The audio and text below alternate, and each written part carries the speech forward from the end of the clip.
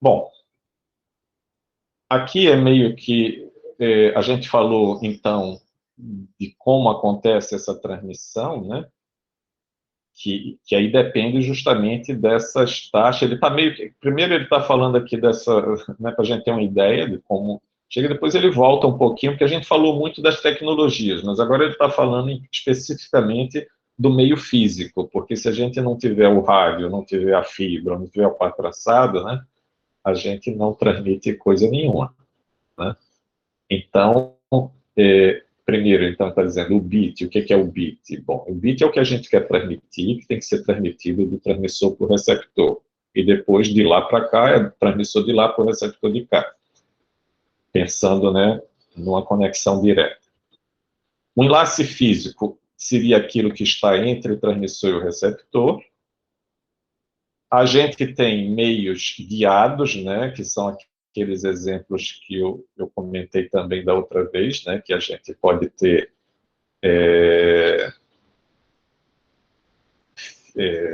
par trançado, né, fio de cobre, ou fibra ótica, ou cabo coaxial, no caso da rede da TV a cabo, né, e meios não guiados, que tipicamente é rádio, mas eu não sei se vocês já ouviram falar também da rede local usando luz, né?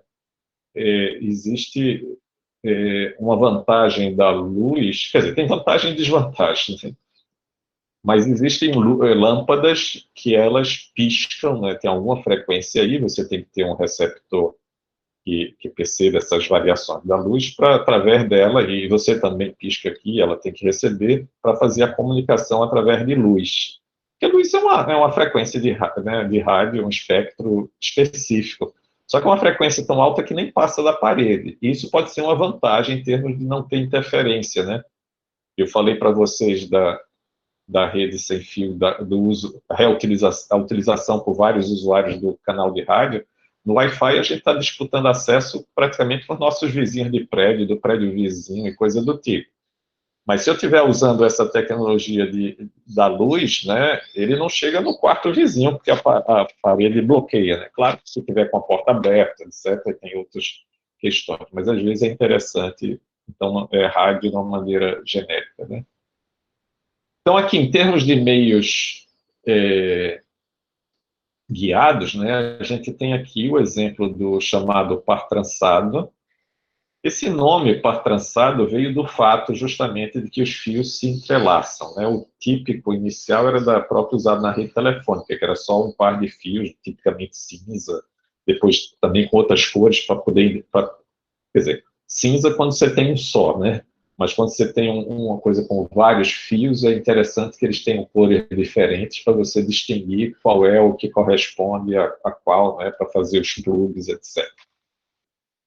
Mas a gente tem, então, esses pares trançados, que hoje em dia, para redes, a gente tem também um isolamento, às vezes com Teflon, alguma coisa, para dar uma proteção contra interferências externas, sobretudo porque a gente quer usar o meio mais barato possível, que alcance taxas elevadas, né? Para não ter que passar para ter que usar fibra. Né? Então, dentro do alcance dos centenas de metros, e aí, mais uma vez, uma questão de engenharia, a distância da, dos armários de distribuição, tipicamente nos prédios, né? Tem algumas normas assim, de 100 metros da caixa de distribuição até os pontos. Então, você faz a tecnologia pensando em ser instalada num ambiente com essas especificações, né? E cada vez mais rápido. Então, tem os cabos categoria 5, como são chamados, que eles permitem chegar de 100 mega a 1 gigabit, mas se eu quero 10 giga sem ter que recorrer à fibra ótica, dentro de uma distância pequena, a gente, de centenas de metros, a gente pode usar o categoria 6, que tem maior proteção, maior blindagem, para que não haja problemas de comunicação.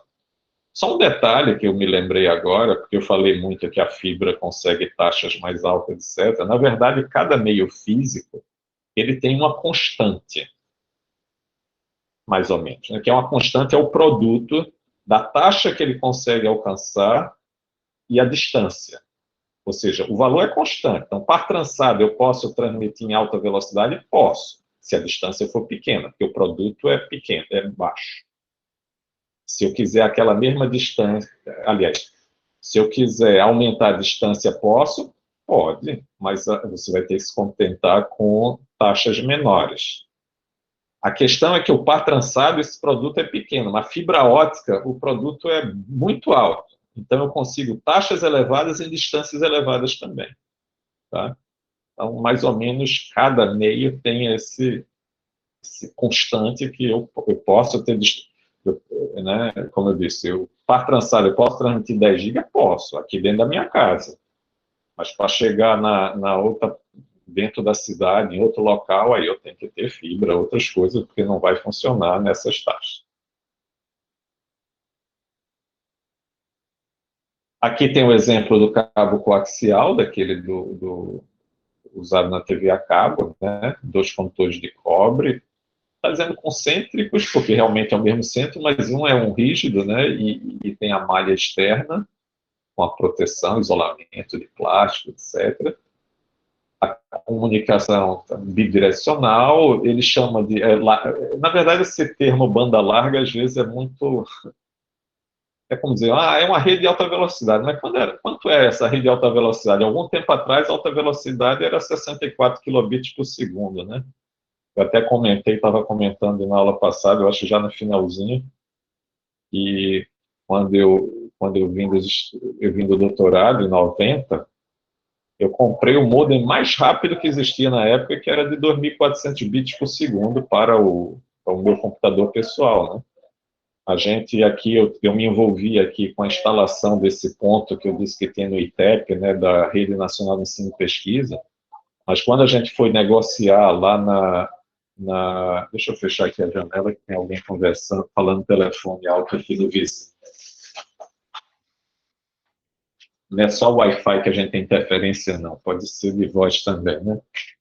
Mas eu estava dizendo que quando a gente foi na Embratel, então Embratel, né, que hoje em dia é aquele prédio ali, que hoje é Claro, ali na Agamenon Magalhães, perto do McDonald's ali do Português, a gente foi ver, né, os preços de links, né, para ligar lá para São Paulo, que era o ponto de entrada da internet, então, na época, e a gente terminou contratando um link de 4.800 bits por segundo. Mas o pessoal lá da venda, por que você quer? Eu queria 9.600. Né? Para que vocês precisam de 9.600? Porque na época era só banco que tinha recursos ou interesse de 9.600 bits por segundo. A gente pensar hoje em 9.600 bits por segundo é uma piada, né? E assim por diante. Então, às vezes, banda larga, aqui no caso, esse banda larga é um termo que nem está dizendo exatamente que ele é muito rápido. Banda larga porque eu podia estar transmitindo, e tem a ver a rede Ethernet, depois a gente vai falar um pouquinho sobre isso. Antigamente, ela fazia a transmissão dos 10 megabits por segundo num cabo coaxial, que tinha umas características elétricas diferentes desse de antena, mas ele chamava de banda base, porque o sinal digital ia como ele era lá no cabo, né? Aqui, na TV a cabo, como eu mostrei para vocês, são várias frequências, então tem várias frequências diferentes, né? Com, às vezes, até centenas de megabits, como está dizendo aqui, por canal. Então, é banda larga nesse sentido, que ele dividiu em várias frequências, etc. E na verdade, larga é um modo de dizer, porque ela pode ser larga porque eu estou dividindo, mas se eu estivesse usando tudo, eu vou ter menos uso, mas vou estar usando tudo, né? Então, enfim, podia ser uma taxa maior, mas usando a mesma faixa. Mas, enfim, banda larga é a forma aí de dizer também. E, finalmente, a gente tem a fibra ótica. A fibra ótica, aqui está mostrando aqui embaixo, né, um cabo com várias fibras, né? A gente não vai instalar normalmente não é uma fibra só, né? Sobretudo para conexão aí externa, são cabos com muita fibra, mas muitos fiozinhos. E o que ela transmite, né, nessas fibras, que são bem, às vezes, muito fininhas realmente, até é mais trabalhoso, né, de lidar com ela. Talvez vocês já cruzaram alguma vez na rua, passaram, viram o pessoal trabalhando com os cabos assim, e às vezes com a mesinha, ir fazendo, eles estão fazendo, normalmente estão fazendo a fusão, porque a emenda de uma fibra com outra, como é fininho, aí tem que ser um trabalho bem minucioso para fazer direitinho, porque se não fizer direitinho, não vai passar luz e não vai ter a comunicação como se espera, né? Inclusive, um dos pontos críticos da fibra é quantas emendas ela tem, porque cada emenda a gente perde um pouco de energia, né? Então, é feito um cálculo de quanto eu perdi de energia pela distância, pelas emendas, até chegar no dispositivo que ela tem que chegar à luz com uma certa potência para poder ser detectado corretamente o bit, né, que foi transmitido. Então, ela opera em altas velocidades, quer dizer, na verdade, aqui está dizendo de dezenas a centenas de gigabits, mas ela funciona a terabits, petabits. A questão é a gente ter o dispositivo que pisque tão rápido que possa aproveitar a banda, a possibilidade, né, a largura de banda que a fibra tem. Inclusive, muitos sistemas estão começando, né, a gente usa o que a gente chama de, é como se fosse várias frequências, várias luzes de comprimento diferente, porque se fosse 100 gigabits, eu posso ter cada luz, né, cada espectro de frequência de luz a 100 giga, mas eu posso ter centenas desses de cores diferentes, né, de frequência diferente naquela mesma fibra, né? Então, o pessoal está sempre trabalhando, claro que onde precisa, né? Porque se eu estou ligando só 2 pontos, eu não preciso de multiplicar, né, ou aproveitar mais a banda, o que ela tem de potencial. Mas se eu estou fazendo a ligação de longa distância, um cabo submarino, é interessante que eu aproveite o máximo possível. A gente não falou disso muito, né, mas provavelmente no curso de comunicações vocês vão ver mais, mas vocês, de um pouco que vocês já estudaram, ou muito de eletricidade, né, tem todo aquele efeito também de indução eletromagnética de um fio em outro, que é aproveitado em transformadores, por exemplo. Você passa um campo magnético no conjunto e aquele sinal induz corrente no outro e faz adaptações de frequência, etc. Só que o detalhe é o seguinte, quando eu estou usando par trançado, são fios. Eu até falei, bota uma proteção de Teflon, etc., para minimizar as interferências. Senão, às vezes, você liga um motor, faz alguma coisa e induz corrente no par metálico da tua comunicação e vai interferir na tua comunicação. A fibra ótica, a interferência é lançar luz dentro da fibra. E aí não é uma coisa que alguém ligou a luz aqui, aí a luz entrou na fibra. Não é assim. Você tem que injetar lá. Então, ela é muito mais imune a ruído, né? É imune totalmente a ruído eletromagnético. Posso, talvez, afirmar isso. Eu teria que gerar uma luz ali. E isso faz com que, como há menos perdas, claro que o alcance vai depender da fonte de luz, porque depende da potência. Às vezes a gente usa como fonte de luz um LED mais simples, que é mais barato, mas aí a qualidade de taxa de piscagem, né, digamos assim, da luz e o alcance, né, dessa luz também é limitado, mas é mais barato. Aí a gente pode usar com fibra ótica numa curta distância. Mas se eu estou falando de cabo submarino e outras coisas, eu vou botar um laser o mais preciso possível para lançar uma luz de alta qualidade e atingir grandes distâncias. Claro que é um custo maior. Por outro lado, às vezes o LED tem tempo de vida maior do que o laser. Então, tudo é uma questão de compromisso entre o que eu preciso, o que é economicamente viável e interessante. Tá? Esse é um mapa aqui, isso aqui na verdade não tem no livro, né, mas tem um site esse daqui. Esse aqui eu não atualizei recentemente não, tá? É um mapa de 2019, então não sei o quanto mudou, mas vocês ouviram falar que tem um cabo, talvez está até representado aqui, estava sendo lançado de Fortaleza para a Europa, então está aumentando, porque vocês verem aqui, as conexões nossas eram, em grande parte, vêm aqui para o Caribe e para os Estados Unidos, né? Entre Estados Unidos e Europa tem um grande volume de cabos, outros que circundam a África ou passa pelo Canal de Suez, etc. Ou seja, existe uma rede mundial e teve uma época de um boom aí que houve da internet alguns anos atrás, que muita gente investiu em instalar cabo, depois não conseguiu, em alguns casos, recuperar todos os recursos. Aí, bom de quem conseguiu depois comprar, adquirir ou usar isso, porque estava instalado, né? Melhor usar de alguma forma. Os cabos submarinos, eles são cabos especiais, né? Porque aí tem que ter proteção contra intempéries. Então, você veja, o cabo de fibra mesmo está aqui no meio, né? E tem, veja essas camadas aqui, isso aqui deve ser cabo de aço, né? Que tem aqui, para ele não se romper, né? Para dar maior rigidez, robustez ao cabo. Ele também, quer dizer, na verdade, aqui está mostrando do lado direito, né, o lançamento de um cabo submarino. Tipicamente pode ter uma espécie de robozinho, ou não tanto, né, para ir, às vezes, talvez até cavando um sulco, um local onde vai ser implantado. Se não, antigamente era simplesmente vai lançando, deixando ele, mas vocês sabem que o fundo do mar não é. A gente vem em cima, vê quanto tem ondas, né? Maiores ou menores, mas lá no fundo é muito variável, né? Tem fossas, tem fendas, ou como se fossem montanhas. Então, se eu pego um cabo desse e boto uma coisa que fica roçando lá, pode terminar quebrando, né?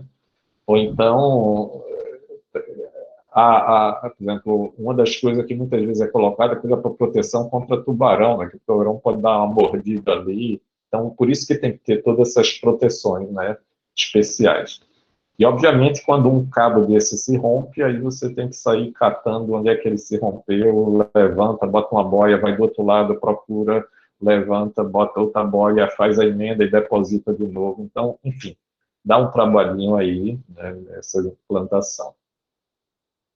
Outro exemplo de cabo é o cabo. Bom, como eu tinha antes apresentado um mapa, eu estou mostrando aqui o mapa primeiro, antes de mostrar os detalhes. Mas esse daqui é a chamada Eletronet.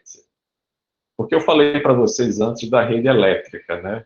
No Brasil, a gente tem vários sistemas elétricos, né, de transmissão e distribuição de energia.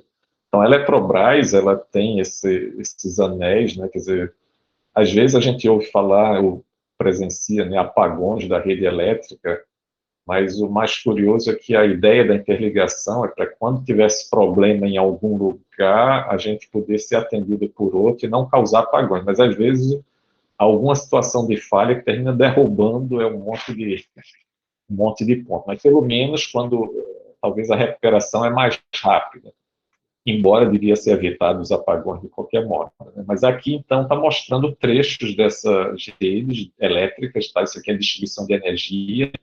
Só que o detalhe é o seguinte, a gente pode, nos fios, né, deixa eu mostrar aqui o detalhe, a gente tem essas linhas de transmissão, vocês conhecem, viajando por aí, vocês veem muito dessas, né?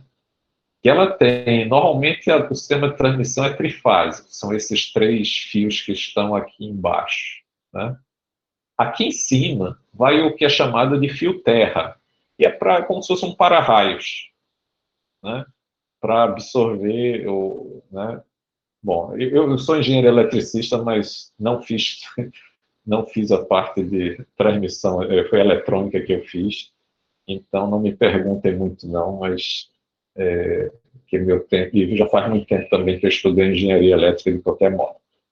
Mas a ideia é que nesses fios terra, você praticamente um fio, um cabo metálico, né? Mas você pode ter ele e colocar no meio, quer dizer, pode ter uma construção especial, da mesma forma como a gente tem aquela construção lá do cabo para ser lançado no fundo do mar.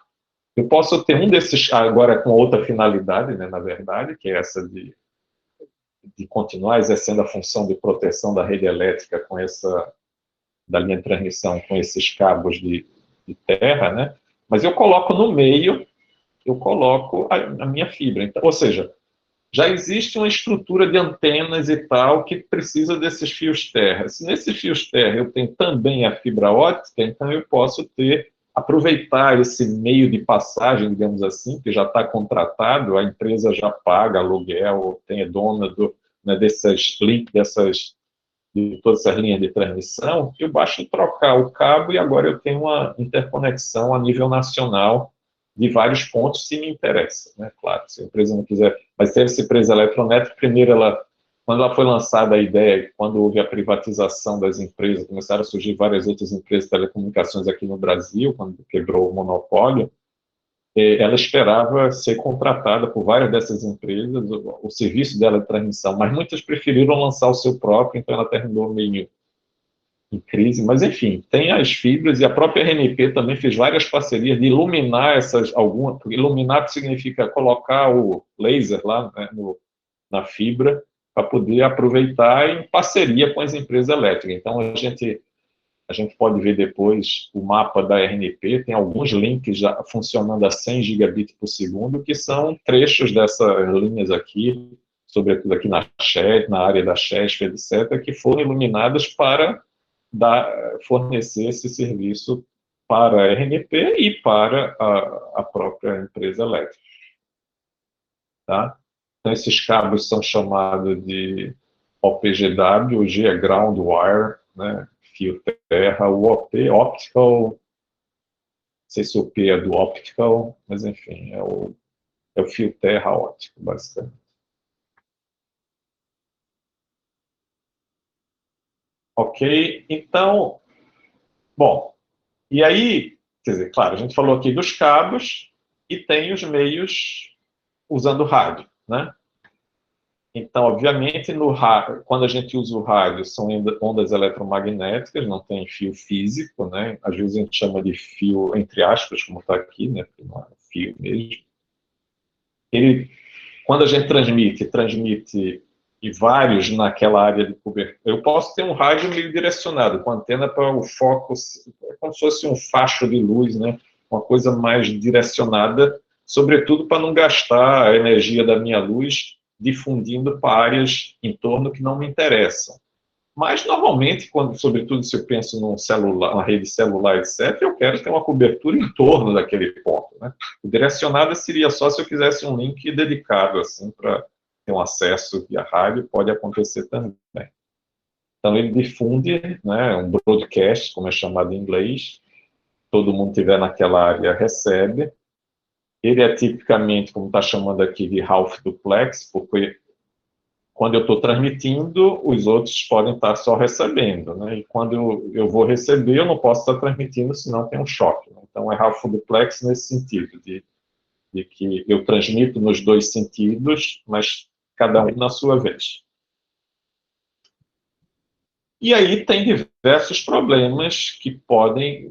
Eu não sei, vocês são novos, talvez muito novos para lembrar disso, porque a tecnologia de TV avançou também com a TV digital e tal, mas não sei se alguns lembram que às vezes a gente estava vendo um programa de TV e às vezes passava um avião e a imagem oscilava assim um pouco, como eu disse. Não sei se vocês já viram. Alguém já viu esse efeito? Mas é assim, o que acontece? Você está recebendo no teu receptor um sinal que vem mais diretamente para você, que é a imagem que normalmente você vê. Pode até, em algum caso, estar chegando já refletido em algum lugar. Mas é fixo. Mas quando passa, tipo o avião, que aí ele recebe, o sinal está sendo propagado, chega nele, na fuselagem do avião e reflete. Aí chega de novo, chega o sinal novo e o antigo, aí dá uma tremida na imagem. Claro que essas coisas, com a evolução da tecnologia, foram sendo contornadas para não acontecer mais. Por isso que eu falei, na televisão digital isso não acontece. É mais fácil a gente não ver nada, né? O sinal está fraco. Mas tem esses efeitos de reflexão. Se eu pensar assim, mesmo em qualquer transmissão de rádio, mesmo eu dei esse exemplo da TV, mas mesmo no Wi-Fi, né? O sinal, que a gente sabe que o sinal, pensando na luz e outras coisas, e a luz reflete na parede, né? O Wi-Fi, a onda naquela frequência, talvez numa coisa metálica mais do que na parede. Mas é como se tivesse, tem um sinal que está chegando diretamente para você, que chega rápido. Tem um sinal que refletiu lá em cima e está chegando atrasado, né? Que foi lá em cima e voltou. O outro foi na parede e caiu e chegou. Então, no receptor, você tem que meio que, né, que se virar nos 30 lá, né, para identificar o que é realmente que eu estou recebendo naquele momento. Então, existem essas essas dificuldades, esses detalhes têm que ser trabalhados. Tem a questão que a gente falou também da obstrução, né? Objetos atrapalham, né? Ou bloqueiam realmente, né? Interferências, né? Como a gente falou, de outra fonte, um outro ponto de acesso que transmite naquela mesma frequência e está no meu vizinho, né? Porque, por exemplo, o rádio FM ou rádio AM não tem tanta interferência porque cada um tem a licença para operar naquela frequência, salvo quando tem rádio piratas, né? Às vezes acontece, está transmitindo na frequência que é de uma rádio existente. Aliás, tem até tem uma tecnologia que foi proposta e não é simplesmente, não é uma questão de ser pirataria, né? Que eles chamam de redes cognitivas, que a ideia é você ter um rádio inteligente que ele saiba que frequência está disponível para usar, mas se aparecer o dono, ele sai. Quer dizer, é um negócio meio assim, mas para tentar melhorar a conectividade. E aí a gente está mostrando aqui os tipos de enlaces, né? A gente, hoje em dia, quando a gente fala micro-ondas, a gente pensa no forno de micro-ondas, né? Mas não sei se vocês sabem que como é que, quer dizer, aí já é meio exagero talvez, mas o folclore é que existe esse sistema de radar, né, para detecção de aviões, etc. E o pessoal começou a observar, num certo ponto, que no local onde tinha essas antenas, aparecia muita ave morta. E foram, né, estudar o que estava causando a morte e viram que era efeito dessas micro-ondas, né? Então, de certo modo, aí viram que isso servia para cozinhar e tal, né, pelo efeito e tal. Então, depois se adaptou e se fez os fornos de micro-ondas mais recentemente. Mas, antigamente, muita da a comunicação hoje, por exemplo, no interior, hoje, sobretudo, é feita através de fibra ótica. Mas tem, não sei se quem já foi quem lembra aí, né, a gente vai para Caruaru, ali na Serra da Rússia, tem umas antenas, né, por ali, aqui é micro-ondas, né, que é uma tecnologia de comunicação, normalmente direcionada, ponto a ponto, que era como a gente chegava nos diversos pontos remotos, né. É claro que satélite tem a vantagem de estar lá no céu, não precisa ter essas antenas periódicas, mas eu tenho que lançar, né, tem o custo de lançamento, etc., mas tem uma cobertura até bem maior. Bom, mas aqui a gente está falando mais ainda da tecnologia mais próxima de nós, né? Então, canais de até 45 MB, rede sem fio, né? Wi-Fi, que está na ordem de centenas de megabits, várias centenas hoje, né? Esse longa distância aí naquele esquema de que celular, 4G, 5G, é uma distância maior do que a rede local, mas na verdade, quando divide em várias áreas, é um longa distância porque é como se eu fosse pulando de antena em antena, né? Sai de uma área de cobertura entre outra, então a cobertura é grande também por isso, né? E a gente tem os chamados satélites, né? Os famosos satélites que tipicamente em cada canal é uma taxa até às vezes não tão elevada assim, mas a gente tem, na verdade, existem vários tipos de refletores que a gente pode ter no espaço, né? Esses satélites que a gente normalmente conhecia, os chamados satélites geoestacionários, ou seja, eles estão numa órbita da Terra que eles ficam fixos em relação ao solo, né? Então, aquele satélite tem uma cobertura fixa e tem o centro de controle, né, que faz com que ele se mantenha naquela posição. Então, não sei se vocês sabem que o tempo de vida útil do satélite é muito mais pelo combustível que ele tem que gastar para se manter na sua órbita do que por deterioração de outras coisas, né? Então, muitas vezes o satélite é lançado e tem a expectativa de vida de 20 anos, sei lá quantos anos, e às vezes ele estende um pouquinho porque talvez não gastou tanto combustível como tinha sido antecipado e, portanto, ainda vai continuar em órbita naquela mesma posição por um bom tempo. Um detalhe é que para ele ser geoestacionário, ele tem que estar muito alto. Então, o tempo de subir o sinal e descer é da ordem de 270 milissegundos. Eu não sei se vocês acham 270 milissegundos muito ou pouco, né? Mas a gente usando os meios terrestres, cabo de fibra ótica, etc., o tempo de ida e volta até os Estados Unidos é 100 é da ordem de 100 milissegundos. 200 milissegundos é sair daqui do Brasil e para a Europa via Estados Unidos, porque se for o cabo direto vai ser menos, né? Será menos. Então é relativamente alto, né? Sobretudo se você pensar que o satélite, quer dizer, tem uma vantagem e uma desvantagem, porque com o cabo depende da distância. Para o satélite, como ele está lá em cima, pouco importa se eu estou falando com meu vizinho ou com alguém um pouco mais distante, o tempo vai ser praticamente esse mesmo, porque ele tem que ir lá em cima e voltar, né? E aí é ele que causa, esse uso do satélite que causa aqueles efeitos engraçados, né, nos programas ao vivo aí de TV ou coisa do tipo, né? Que a gente fica vendo, né? O cara faz a pergunta, o cara do outro lado fica balançando a cabeça, né? Com cara de, quer dizer, fica concordando, depois você para de falar, o âncora termina de fazer a pergunta e ele continua lá balançando a cabeça por um tempo, né? E depois ele começa a responder. Por que que isso acontece? Bom, porque o âncora, quando está perguntando, muitas vezes a pessoa está ou está remota ou até está local, mas está via satélite, né? Ele tem que esperar, quer dizer, vai ter que o sinal do âncora vai ter que chegar nele, vai levar um tempo para chegar nele. Depois, quando ele começar a responder, vai levar um tempo equivalente para o sinal chegar ao mesmo ponto que está fazendo a transmissão para a gente. Então, por isso que fica aquela situação meio ridícula, né? Eu até comentei, eu comento sempre quando eu falo sobre isso dos atrasos, eu não sei quem de vocês assistiu, vamos ver se alguém assistiu aí. Alguém assistiu 2001 Odisseia no Espaço? Não.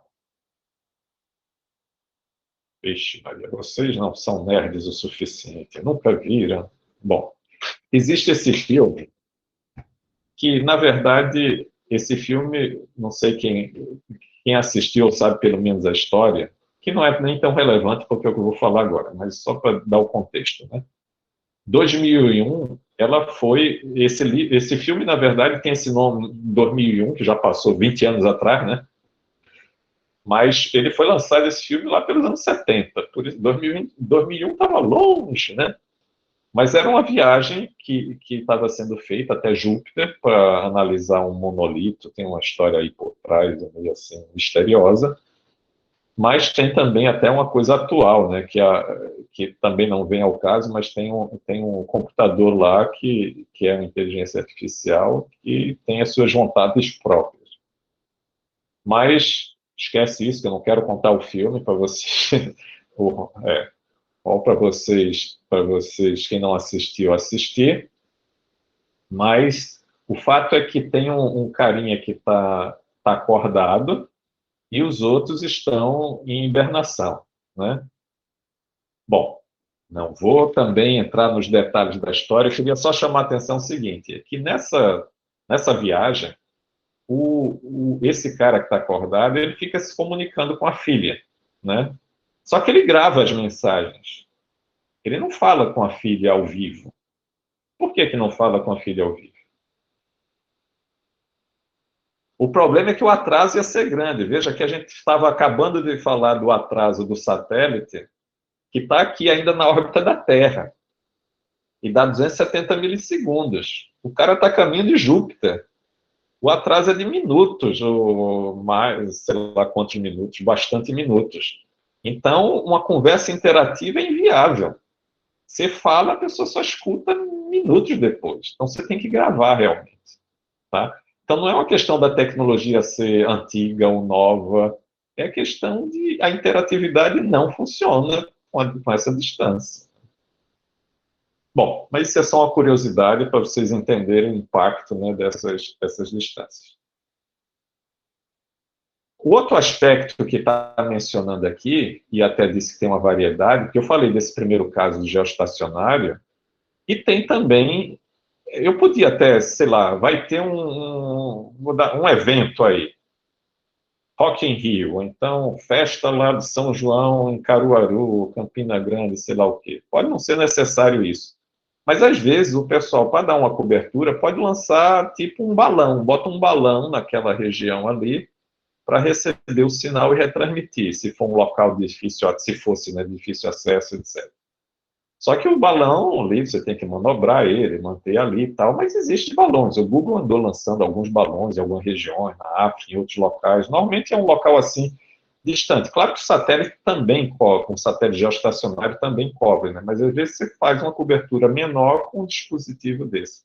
E tem os chamados satélites de baixa órbita, ou baixa altitude, né? O LEOs, Low Earth Orbit Satellite, uma coisa dessa.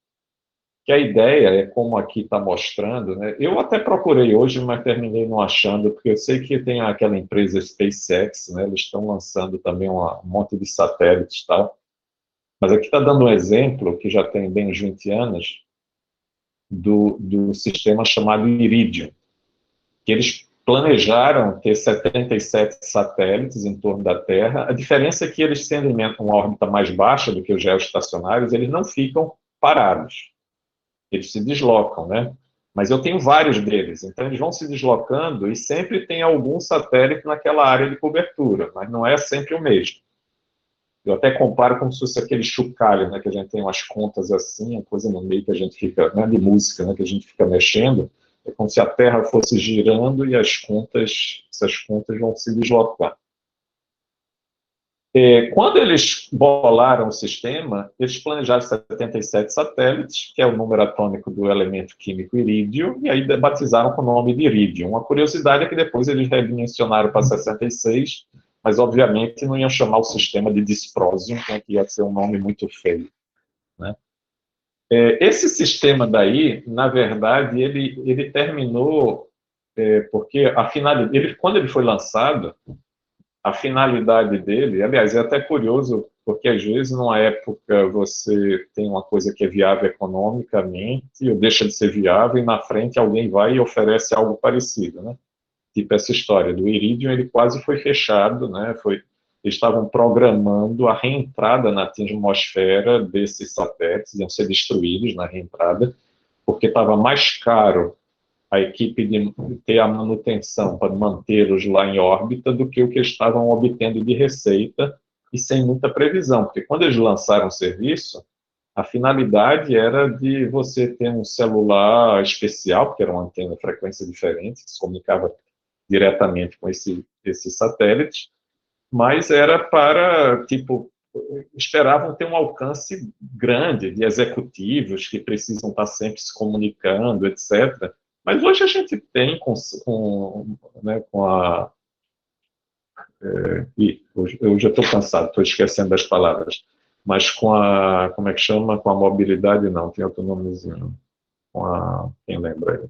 Eu vou de um lugar para outro e continua funcionando no meu celular. Enfim, tem uma palavrinha aí. Roaming, uma função de roaming, né?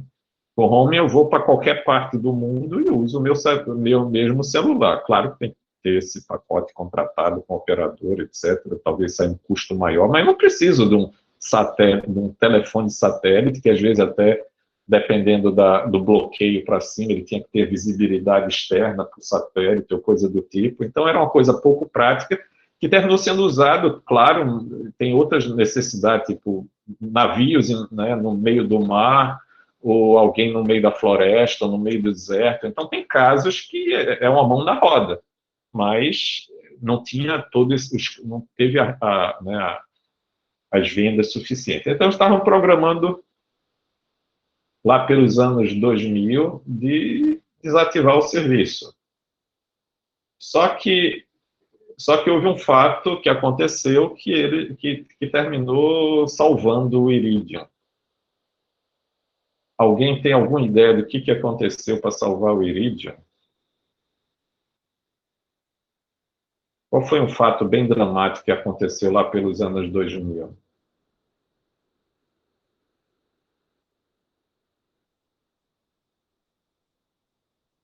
11 de setembro,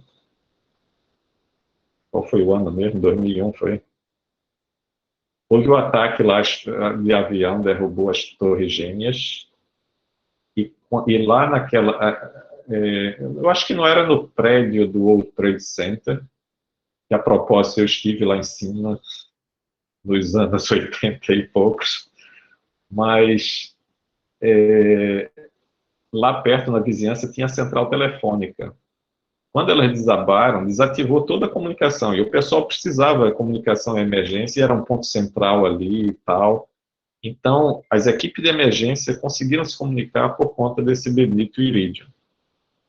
E aí o governo americano entrou para bancar, depois disso, né, para ser uma forma de ter um sistema de emergência, que depois foi usado também quando teve uma coisa lá na Louisiana, né, Katrina, e furacão, etc.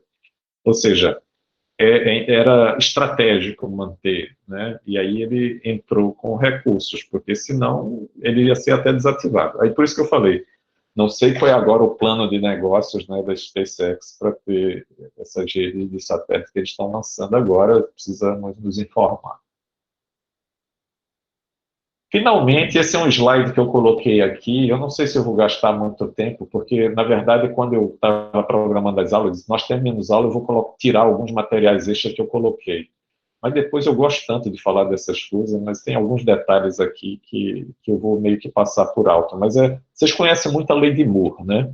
A lei de Moore que diz que a cada, sei lá, 1 ano, 6 meses, dobra a capacidade computacional. Aqui esse cara, o Ed Holm, era um executivo de uma empresa de telecomunicações, e numa apresentação, e foi publicada nessa revista em julho de 2004, está desatualizado os dados aqui, tanto é que ele termina em 2008, a gente já está em 2021, mas ele aponta que as tecnologias de redes de transmissão cabeadas e também a sem fio, e ele chama de nômade, na verdade, ele faz uma distinção entre sem fio e nômade.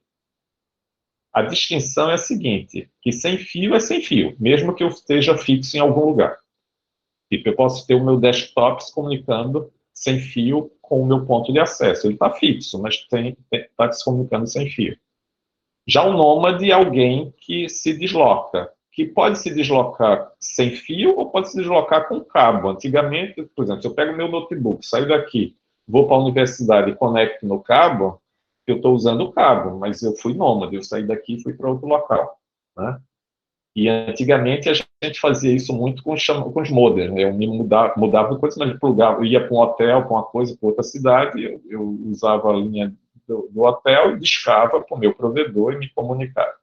Então, ele está mostrando aqui que existe, quer dizer, tem duas coisas aqui para a gente observar. Eu não vou entrar em detalhes aqui nas várias tecnologias, né? Mas vai desde, a gente vê que tem uma regra aqui é a escala logarítmica, mas tem um crescimento meio contínuo, os pontos amarelos correspondem ao nômade, o laranja ao sem fio, o verde aqui a cabeado, né?